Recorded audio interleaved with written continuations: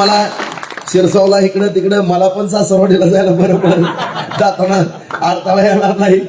या ठिकाणी पण पूल केलेला आहे बांधवांनो. आणि आणखीनही काही कामं माझ्यासमोर या ठिकाणी आलेले आहेत. त्याही कामाच्या बाबतीमध्ये काळजी करू नका. 10-18 इंची पाईपलाईनचा विषय या ठिकाणी काढलेला आहे. निश्चितपणानं तुम्ही कुठलीही काळजी करू नका. आपण सगळे प्रयोग करून या नदीमध्ये पाणी उजनीचं आणण्याचा 100% प्रयत्न करणार आहोत. त्याच्या बाबतीत कुठली काळजी करण्याची काय कुठलं कारण नाही. आणि जो बंधाऱ्याचा विषय आहे त्या बंधाऱ्याचं सुद्धा अंदाजपत्रक बनवू. कारण बंधारे पाझर तलावाचे साठवण तलावात रूपांतर, उपसा सिंचन आणि शेतकऱ्याला पाणी मिळणं हे आपल्या अत्यंत आवडीचे विषय. आणि ह्या जर गोष्टी पूर्ण झाल्या तरच आपण आपली प्रगती करू शकतो किंवा आपल्या लेकरा बाळाला सोन्याचा घास घालू शकतो. ह्या गोष्टीपासून काही माणसं लांब गेली. फक्त आपल्याबद्दलच्या अफवा उठवणं आणि आपण कसे वाईट आहेत हे सांगण्यामध्ये ते यशस्वी झालं. आणि आपल्यात पण काही झारीतले शुक्राचार्य होते बांधवांनो, सुरात सूर मिसळायचे. असं झालं म्हणलं की हो झालं असेल बाबा म्हणायचे. तुम्ही काळजी करू नका. ज्या पद्धतीने स्वराज्यावरती संकट आलं होतं काही जणांचं, जसे जंगलामध्ये पळत होते ना तसे तानाला चालू केले. तुम्ही पण काळजी करू नका. काय काय जणांनी आगाऊपणे केले ना मित्रांनो, सगळं मला माहित होतं. कोण बरोबर फिरून मागणं काड्या करतंय ह्या सगळ्या गोष्टीची जाणीव काय नसते का कोणाला. आता 30 वर्गात मॉनिटर असल्यापासून मी राजकारण करतो. तुमच्या पण गावापर्यंत लोन आली होती. काळजी अजिबात करू नका. त्यांना काय सरपंच काळजी करा. तुम्ही चिंताग्रस्त कधी होत जाऊ नका. अजिबात काळजी करू नका. तुम्हाला असं वाटतं की राजेभाऊचं कुठं लक्ष नाही. अत्यंत बारीक लक्ष असतंय माझं. कोण कुठं बसला आणि कोण टुप्पे बसले ना तिथं सुद्धा फोन असायचा आणि मला कानाला यायचा लगेच ऐकायला. कोण कोण कोण कोण काय बोलतंय काय नाही. आणि फक्त विधानसभेला तुम्हाला मी प्रामाणिकपणाने सांगतो की अशी काही लोक होती आपल्यामध्ये मिसळलेली की त्या लोकांमुळे आगाऊपणा झाला तुम्हाला.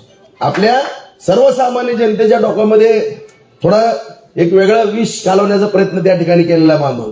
या सगळ्या गोष्टी. आणि परंतु त्यांना मिळालं काय काय मिळालं त्यांना जर काही जणांना जायचं असतं, काय काय जण आपण समोरून घेऊन दुमती तिमती केलेले. त्यांनी जवळ राहून अशा पद्धतीने काही जणांनी नाटक करायची गरजच नव्हती. तुम्हाला सांगतो त्यांची शिक्षा निश्चितपणानं त्यांना देव दिल्याशिवाय राहणार नाही तुम्हाला सांगतो. त्याच्यामुळं तुम्ही फक्त मायाबद्दल कधी गैरसमज करून घेऊ नका. कधी काही वाटलं सरळ मायापाशी यायचं. भाऊ आम्हाला अशी अशी शंका. आता तुम्ही बघा ना, आता मी गावागावामध्ये फिरतो कशी परिस्थिती आहे. प्रत्येक माणूस माया. फक्त काय झाली अडचण माझी की नेमकं मी कामं भरपूर आणू का तुमच्यामध्ये जास्त मिसळू, हा माझ्यासमोर प्रश्न निर्माण झाला होता बांधवांनो. तुमचा राजभाऊ कुठं गेला नव्हता. मी कुठं तुम्ही नीट माहिती घ्या. मी इतकं अत्यंत काळजीपूर्वक वागतो. मला प्रचंड मनामध्ये भीती असते की माझ्या एका चुकीमुळं माझ्या 1 लाख कुटुंबावरती घाला बसेल. ह्या सर्व गोष्टीसाठी प्रत्येक गोष्टीची काळजी घेतो. आणि त्याचा भाऊ करून विनाकारण काही लोकांनी आपल्याबद्दल निगेटिव्ह विधानसभेला पसरवलं आणि एवढी मोठी आपल्या तालुक्याला बांधवांनो किंमत मोजावं लागली. पहिल्यांदा तर सुरुवातीला तुम्हाला माहित नाही 20 ते 22 हजार मतांना आपला पराभव होता अशी परिस्थिती निर्माण केली होती. काय झालं कारण मी सारखं मुंबईला जायचो. सारखं मुंबईला जा, सोलापूरला जा, पुण्याला जा. ही सगळी कामं आता एवढं मोठं सगळंच पश्चिम भागातलं चित्र तुम्हाला दिसतंय. 700 कोटी रुपये आपण मंजूर करून आणले. आज सगळीकडे पाईपलाईन पाणीच पाणी व्हायला लागलंय. सगळ्या ज्या भागामध्ये शेतकऱ्या म्हणजे जनावराला प्यायला पाणी नव्हतं त्या भागामध्ये आज शेतीला पाणी आज आपण देऊ शकतो. ही वस्तुस्थिती या ठिकाणी निर्माण झाली. आज कांदलगाव सुद्धा त्याच्यापासून फार लांब राहिलं होतं उजनीच्या पाण्यापासून. त्या सुद्धा कांदलगावपर्यंत आपण पाणी आणण्याचा या ठिकाणी निश्चितपणाने प्रयत्न केला आहे. पाण्याचा विषय असेल MIDC ला आता गहिनीनाथ इथं उपस्थित आहे. दाताच्या वाडीला सुद्धा गहिनीनाथ आपण 3 बैठका घेतल्या. तूही उपस्थित होता त्या ठिकाणी. 600 एकरची MIDC त्या ठिकाणी बांधवांना आपण प्रस्तावित केली राणेसाहेब असताना. त्या जमिनीचे पैसे पण दिले सगळ्यांना. आपण पैसे दिल्यानंतर 135 एकर जमीन ताब्यात घेतली. त्या ठिकाणी उर्वरित जमीन ताब्यात घ्यायला गेल्यानंतर माझ्या सगळ्या शेतकरी बांधवांनी मला सांगितलं की भाऊ आम्हाला 20 एकराच्या 2 एकरवरती आम्ही आलोय, आता जमिनी काही घेऊ नका. त्यांच्या डोळ्यातलं पाणी बघितलं मित्रांनो. मी पाठीमागं सरकलो. नको म्हणलं, थांबा म्हणलं. तुम्ही 135 एकरवर मी थांबतो, दुसरीकडे पर्याय शोधतो. त्याच्यामुळे जामगावला माझी स्वतःची सुद्धा जमीन त्या ठिकाणी MIDC ला मी लवकरच द्यायला लागलेलं आहे. त्याचं सुद्धा सगळं कागदोपत्री काम चालू आहे. उपळायला सुद्धा आपण जामदार काकाला माहित आहे ती सगळे नकाशे वगैरे मी मागवलेत. तिथंही 350-400 एकर 500-500 एकर पर्यंत जाईल. तिथं संतोष दादाबरोबर चर्चा माझी चालू आहे. वैरागला सुद्धा आपण एक MIDC करतो की जेणेकरून आता तुम्ही जावा का आताच्या वाडीला 40-42 उद्योग उभारले का नाही. सबस्टेशन झालं, पाणी झालं. आज नाही म्हणलं तर तिथे 1000 पोरं कामाला लागली. आणखीन ही सगळी फुल MIDC झाली की माझ्या माहितीप्रमाणे 3-4 हजार पोरं तिथे कामाला लागणार आहेत. उपळ्याला एक 3-4 हजार पोरं कामाला लागतील, वैरागला 3-4 हजार पोरं लागतील, जामगावला 3-4 हजार पोरं झाली. 15-16 हजार लोकांना रोजगार मिळाल्यानंतर सगळ्यांकडे पैसा होणार आहे. पाणी आल्यानंतर तुम्ही सगळ्या फळबागा घेणार आहेत, तुमचं उत्पन्न वाढणार आहे आणि हे उत्पन्न वाढल्यानंतर बार्शीचं अर्थकारण वाढणार आहे. ह्याच्याकडे तर लक्षच दिलं सोडून ह्या गोष्टी जर बाजूलाच राहिले. ह्याने असं केलं, त्यांनी तसं केलं, ह्याने असं केलं, ह्याच्याशिवाय ह्यांना काड्या करण्याशिवाय ह्यांना बार्शीत उद्योगच नाही तुम्हाला. आणि कुणी किती जरी चांगलं वागलं तरी त्याला नावं ठेवण्याची जी पद्धत या ठिकाणी या तालुक्यामध्ये निर्माण केली गेलेली आहे आणि ह्याच्यापासून आपलं जे नुकसान होतं मित्रांनो, त्या सर्व गोष्टीमुळे आपल्याला या ठिकाणी सर्वांनाच सावध राहणं गरजेचं आहे. आज तुम्ही सांगा मला, या ठिकाणी ज्यावेळेस आम्ही मतदार याद्या घेऊन बसतो विधानसभेच्या, 30,000 माणसं आपली बाहेर आहेत.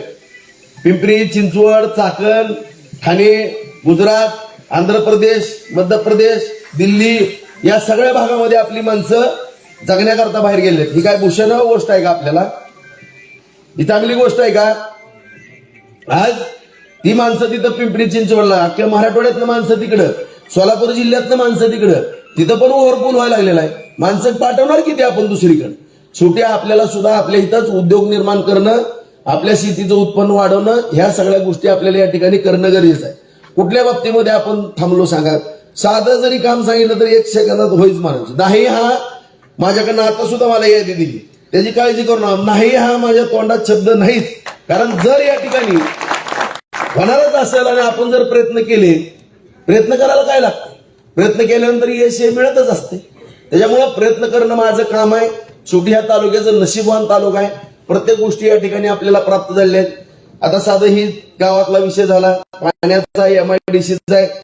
तुमच्या ह्या रोडलाच आता उपजिल्हा रुग्णालय झाले.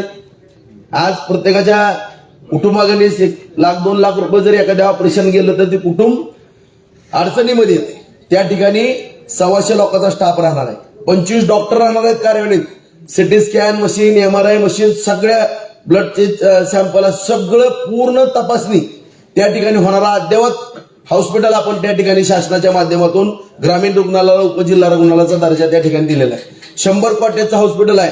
मी म्हणणाऱ्या हॉस्पिटलमध्ये जे उपचार होतात ते त्या ठिकाणी सगळे ऑपरेशन त्या ठिकाणी करण्याची व्यवस्था त्या ठिकाणी केलेली आहे. जाऊन बघा तुम्ही कशी झाली. कोर्टाच्या बाबतीमध्ये सुद्धा 3 तालुक्याचं कोर्ट केलं.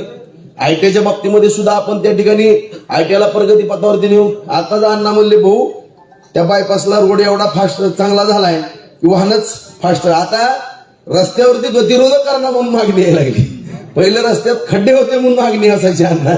आता एवढ्या वाहनं स्पीडमध्ये चालल्यात, गतिरोध करून देतो अण्णा, काळजी करू नका. ते गतिरोधक पण आपण त्या ठिकाणी कुठलाही अपघात होणार नाही, आपला कुठलाही बांधव तिथं हे होणार नाही, त्या पद्धतीने आपण त्या ठिकाणी नियोजन करू. आणि ह्या सगळ्या गोष्टी या ठिकाणी पूर्ण काम होत असताना मित्रांनो मला एकच तुम्हाला सांगायचं, तुम्ही माणसांना राजीभाऊ आता पुढचंच बोलतोय, पण काही गोष्टी बोलल्याशिवाय पण जमत नाहीत. आता उपसा सिंचन योजना आहे, किटीवेर केल्यात, आता बंधारे असतील, आणखीन बंधारा आपला इथं करू. वरवड्यावरची किटीवेर आहेत. त्याचबरोबर काही चांदणीवरती आता मांडेगावला बंधारा आपण केलाय, त्या तुझी मांडेगावला बंधारा केलाय, भोगावतीवरती बंधारे केल्यात, नागझरीवरती बंधारे केलेले आहेत, काय पाझर तलावाचं साठवण तलावामध्ये रूपांतर केलं. आता तुम्हाला या ठिकाणी तुमच्या इथं जास्त काही नाही, पण थोडाफार प्रकार घडतच होता. मग आमच्यासाठी काय ना आमच्यासाठी काय. पण या ठिकाणी मला तुम्ही सगळे बसलेले आपण शेतकरी, तुम्हीच मला सांगा की हे जे उजनीचं पाणी इकडे यायचं होतं किंवा हे बंधारे व्हायचे होते, त्याच्या अगोदर कांदलगाव मध्ये 1 एकरची किंमत किती होती? तुम्ही सांगा किती होती? आता केवढ्याला एक सांगताय? 25 लाख. उमऱ्यागणीच फायदा झाला का नाही? मग सरपंचाने प्रदीपने एक काम करून 50,000 रुपये घेतलं म्हणून त्याला कशाला टार्गेट करायचं? कोणी हेच उठवलं हेच बार्शीत तुमच्या माहिती सांगतो. आणि बघा 2-3 कामं केली, ह्याला 50,000 नाव झाला आणि ह्याला लाख रुपये नाव झाला. अरे परंतु ही जी सगळी डेव्हलपमेंट झाली प्रत्येक घरटी, आज ही बायपास तुम्हीच बघताय सगळे जाताना येताना, 50,000 रुपयाला एकर होतं का? 50,000 एकर होतं का? मला सांगा काय भाव म्हणतात आता? कशामुळे झालं? रस्ता चांगला चक्काचक केला म्हणूनच.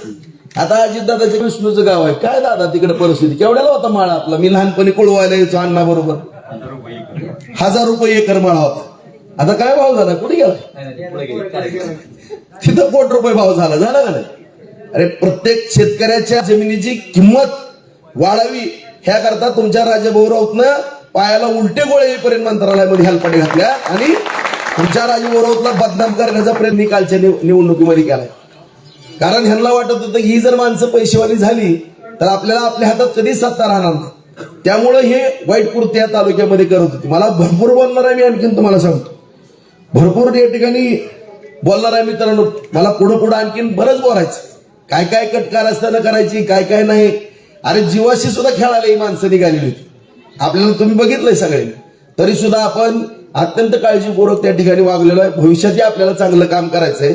अशा माणसांबद्दल कधीच, आता मला सांगा, आता मी एवढं फ्रेश मध्ये का पळायला लागलोय?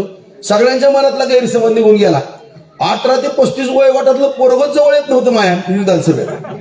काय डोक्यात माकड्या काढलं होते की काय, मला लक्षात झालं नाही त्यांचं. इकडे इकडे म्हणलं की अशा हाताची घडी घालून त्या झाडाकडे उभं राहायचं. मी बारीक बघायचो, अरे म्हणलं घोटाळा होते काय. आणि आता ती पोरं मला मिठे मारून बेचारायची, भाऊ झाला घोटाळा, आता काय होणार नाही. अरे बाळानो, खरं तर भविष्य तुमचं आहे. आता आम्ही लांब 75% गेलो आम्ही, 70-75%. पण तुमचं भविष्य खरं आहे, उज्ज्वल करायचं. दिवस तुमचे आणायच्यात. तुम्ही कधी गैरसमज करून घेऊ नका. तुमच्या तरुण पिढीला तर फार भडकवण्याचा प्रयत्न केला गेल्या वेळेस. एवढं भडकवलं माझ्या विरोधामध्ये की मी जणू तुमचा शत्रूच आहे अशा पद्धतीने तुमच्या मनात. आणि काय परिस्थिती आहे, तुम्ही सुद्धा किती विचार करायला लागलो. आज 36 पोरांनी आत्महत्या केली शहरामध्ये. कशामुळे केली? 8,000 9 10,000 रुपयाच्या पुढे पगारी नाही. उद्या भविष्य आहे तुमचं, तुम्हाला उद्या प्रपंच आहे, तुम्हाला ठिकाणी तुमचा प्रपंच थाटायचा आहे, तुम्हाला नोकरी पाहिजे, तुम्हाला शेतीतलं उत्पन्न पाहिजे, तुम्हाला भविष्यात तुम्हाला जोडीदार हुडकायचा आहे. काय परिस्थिती आहे प्रत्येक गावागावामध्ये बघा तुम्ही, कशी वाईट परिस्थिती आहे. प्रत्येक आईवडिलाला टेन्शन आहे, माझ्या मुलाच्या भविष्याचं काय. आणि हे करणार आहेत लोक 2 ह्यांना 5-6 तास तर ह्यांना खायला आणि प्यायलाच लागतात. ही करणार आहेत का लोकांची कामं? अजिबात करणार. त्याच्यामुळं कुठलाही गैरसमज कधी मनामध्ये करून घेऊ नका. फक्त मी तुमच्यापर्यंत पोहोचलो नाही एवढाच माझा वीक पॉईंट झाला. मी जर एवढं फास्ट पळत होतो ना विधानसभेमध्ये, शेवटला कमी बॉलांनी जास्त रन काढायचे, शेवटला निधी भरपूर मिळायला लागला आणि मी तिथं अडकलो. यायला म्हणलं ही जर चान्स गेला तर आपल्या बार्शीचं नुकसान होईल. तिकडे फायदा झाला पण इकडे विधानसभेला घोटाळा झाला. असू द्या, आता जे झालंय ते होऊ द्या, त्याच्याबद्दल काय नाही. आता तुमचे आशीर्वाद परत मिळाले, परत तुमच्या लक्षात आलं, परत तुम्ही नव्या जोमानं हा प्रपंच थाटलेला आहे. आज या ठिकाणी ताईच्या माध्यमातून आपण नगराध्यक्ष या ठिकाणी आपण आपल्याला त्या ठिकाणी झालेले आहेत. सरच्या माध्यमातून बाजार समितीचे सदस्य झालेले आहेत. आज नगरपालिकेच्या माध्यमातून आपण चांगल्या पद्धतीनं त्या ठिकाणी विकास करायचा आहे. बाजार समितीच्या बाबतीमध्ये सुद्धा कादलगाव हे अत्यंत बाजार समितीच्या जवळीक असलेलं गाव आहे. तुम्ही सांगा, पहिली बाजार, गजेंद्रराव, पहिली बाजार समिती सांगा, पहिली बाजार समिती ना आताची? हा होतं का पाणी? कुठं पाणी झालं, झाडं झाली, रस्ते, गटारी, दिवाबत्ती, वेअर हाऊस, कोल्ड स्टोरेज, सौर ऊर्जा सगळं झालं. आणि एवढं करून 16 कोटी रुपयाची एफडी आहे. तिथं जाऊन बघा तुम्ही, 16 कोटी रुपये तुमचे सगळ्यांचे शिल्लक आहे बाजार समिती. कुठं असा उधळला नाही शेतकऱ्याचा पैसा, कुठं चुकीच्या पद्धतीनं त्याचा वापर केला नाही मित्रांनो. आणखीनही भविष्य काळामध्ये तुम्हाला मी आवर्जून सांगतो, या बाजार समितीच्या माध्यमातून कांदा प्रक्रिया उद्योग, टमाटा प्रक्रिया उद्योग ह्याच्यावरती सुद्धा सर्च चालू आहे. ह्याच्यावरती सुद्धा काही टीम लावलेत मी, जेणेकरून आपलं शेतकऱ्याचं उत्पन्न कशा पद्धतीने वाढणार आहे. आज सोयाबीन प्लांट झालाय, डाळ मिल व्हायला लागले, ज्वारीच्या बाबतीमध्ये आपण ताकदवर झालेलो आहे. अडवा कुट्टीच्या माध्यमातून आपण ताकद, चिंचुक्या वेळेला आपण जीएसटी वाचवून, त्यावेळेचा व्हॅट वाचवून आपण मदत केली. त्यांचे कारखाने चांगले आहेत. भविष्यात आणखीन 4 कारखाने त्या ठिकाणी चांगले उभा होणार आहेत. आणि बाजार समितीच्या माध्यमातून सुद्धा आपल्याला भविष्यात आणखीन, आणि जर शासनानं जर परवानगी दिली तर माझ्या शेतकरी बांधवांना एक मोफतचं हॉस्पिटल सुद्धा बाजार समितीच्या माध्यमातून काढण्याचा या ठिकाणी आपला विचार आहे. आज हमाल बांधव आहेत या गावामधले, जरा काळजी करू नका, तुम्ही प्रतिनिधी आहेत. येणारा एवढं निवडणूक होऊ द्या, बैठक लावून तुमची हमाल तोलनाची जागा तुम्हाला तुमच्या ताब्यात देऊन तुम्हाला सुद्धा घरकुलं चांगल्या पद्धतीची त्या ठिकाणी आपण देतोय. त्याचा सुद्धा गैरसमज तुमचा पसरवला, आता घरं मिळत असतात ते, म्हणजे झालं त्याचं काय नाही झालं त्याचं वट करत बसायचं. आज या ठिकाणी त्या कतले मालकाला सुद्धा मी विनंती केली, मालक आहे तिथे विचारा. एवढा गैरसमज आमच्याबद्दल पसरला एका विषयात. तर MIDC ला 5 MVA चे 2 ट्रान्सफॉर्मर बसवले मित्रांनो. तुम्हाला लाईटची गरज, 10-12 गावाला लाईटची गरज होती, म्हणले कतले मालकानं स्टे घेतला ना अडवले. आणि त्यांची पण प्लॉटिंगची जागा जात होती. कुठंतरी मागं पुढे सरून आम्हाला अंडरग्राऊंड लाईन टाकून थोडा वेळ मागत होतो. कोर्टात थोडं जावं लागलं, लई तानातानी व्हायला लागली म्हणून. आणि त्या ठिकाणी परत आम्ही त्या ठिकाणी सगळं जाऊन मिटवी केली आणि ती लाईन टाकली. आता 12 गावाला लाईट मिळाली का नाही चांगली? ह्याच्या जागेतनं दिली का? ह्यांच्या जागेतनं दिली का? म्हणजे कुणाबद्दल मी मालकाला सांगत होतो, मला की आपल्याबद्दल चांगलं आग लावायचं काम इकडे चालू झालेलं आहे. म्हणजे कुणालाच सोडायचं नाही. तुम्हाला सांग, एक माणूस यांच्या हातनं सुटला नाही. कॅन्सर हॉस्पिटलचा विषय असेल, कुणाची जागा होती, कुणली सगळ्यालाच माहित आहे तुमच्या गावात. म्हणून तुम्ही कोण माणसं कशी आहेत समोर, तुमच्या 10 पैशात किशाला कधी जळ बसली का आमच्याकडनं? आणि सगळ्या तालुक्यात DCC बँक असेल, कारखाना असेल, मार्केट कमिटी असेल, सगळ्या संस्थेमध्ये काय केलेलं आहे तुम्हाला सगळं माहित आहे. त्यामुळे हितनं पुढे आता आम्ही संपर्क तर जास्त ठेवू. फक्त बांधवांनो, गैरसमज कधी आमच्याबद्दल करू नका. आम्ही तुमच्या कुटुंबातलीच माणसं आहेत. आणि एवढं जी तुम्ही म्हणता की मग तुम्ही एवढं लय पोट तरी की तुमचा काय स्वार्थ आहे का? काय सुद्धा स्वार्थ नाही. तुम्हाला सांगतो, ह्यांनी आपल्याला खवळलंय आणि ह्यांच्या अंगलट आलेला विषय. त्याच्यामुळे ही कुठं नीटनेटकं ह्यांचं होईपर्यंत आपल्याला पण गपची बसण्याचा काही प्रश्न या ठिकाणी उद्भवत नाही. त्याच्यामुळं भविष्य काळामध्ये आपल्याला चांगल्या पद्धतीने काम करायचं. जी ही कामं मला हे ठिकाणी दिलेत प्रदीप आपल्या कॉम्प्युटरला फीड कर. मार्च नंतर निधी आपल्या या ठिकाणी बजेटच्या अधिवेशनानंतर उपलब्ध होईल. त्यावेळेस काही गावातले रस्ते, पानंद रस्ते, तीर्थक्षेत्राच्या बाबतीमध्ये सुद्धा आपल्या नरसिंहाचं जे पवित्र स्थान आहे, जयभाऊ या ठिकाणी आले होते. त्यांनी सुद्धा सांगितलं की तीर्थक्षेत्र करतो. त्याचा सगळा प्रस्ताव त्या ठिकाणी DPDC ला जाऊन पडलेला आहे. येणाऱ्या DPDC मध्ये तुम्हाला त्याची मंजुरी, एखादी दुसरी DPDC इकडे कागदपत्रात काय कमतरता असेल तर एक DPDCच्या ऐवजी दुसऱ्या होईल. पण तो नरसिंह देवस्थानचा तीर्थक्षेत्राचा आराखडा हा प्रस्ताव ताबडतोब तुम्हाला मंजूर होऊन मिळेल. या ठिकाणी त्याच्या बाबतीमध्ये काळजी करू नका. ताजुद्दीन भाई, तुमचं एक काम राहिले जरा मुस्लिम समाज बांधवाचं, ते पण माझ्याकडे घ्या. त्याच्यात पण जनसुविधामध्ये प्रदीप तुला पैसे देतो, किती पैसे लागतील तेवढे सांग, तोही विषय संपन. आणि आणखीनही जी कामं माझ्यापर्यंत येतील ती कामं करण्याचा प्रामाणिकपणाने या ठिकाणी प्रयत्न करल असं सगळ्यांना अभिवचन देतो. आणि आपण सर्वांनी एवढं प्रेम केलं त्याबद्दल सर्वांचे मनपूर्वक आभार व्यक्त करतो. सर्वांनी सर्वांचा यथोचित मतदान रूपी आशीर्वाद दिला व या ठिकाणी आणखीन